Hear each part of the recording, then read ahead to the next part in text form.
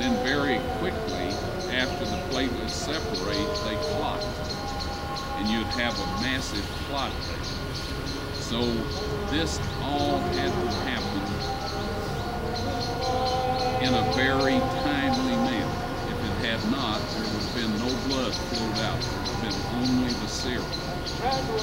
And so God arranged this whole thing, and when the Roman soldier put his spear in Christ's side and withdrew it, the blood and the water gushed out, 2 to 3 units of blood, something like a quart to a quart and a half. And it went down through that crack onto the mercy seat. At that very second, all of the people that had died under the blood sacrifice system had been bought with a price. And you and I were bought with the same price. Now, there are those that have other opinions, and bless their hearts, we're all taught what we're taught. And it's hard to give up something we've been taught by people that we respect and love. But anyway, it was the blood of Christ on that mercy seat that fulfilled the covenant. The shadows met its reality, the type met antitype at that very instant. And to show that God accepted it, all of these people came forth from the grave. Now, those of you that get our newsletter probably read about the Cave of Macpelah, which is about 20 miles south of here. We found this cave that had 3 large burial crypts in it for a man and a wife. It had pottery in there dating back to Abraham's time. We found no teeth, no hair, no bones, no indication at all of a body still being there, or the residue of the body.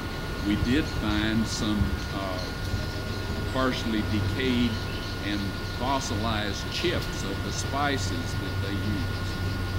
Now, it appears that Abraham, Isaac, and Jacob and their wives were among those. Think of the shock to the people here in this city that saw this. And what surprises me is that there's not records outside of the Bible of that event taking place. The rulers of, of the city certainly went to great lengths to keep all of that quiet. Now, how do we know, or why do we suspect that was through the Cave of Macpelah? God has hidden the real places from human knowledge.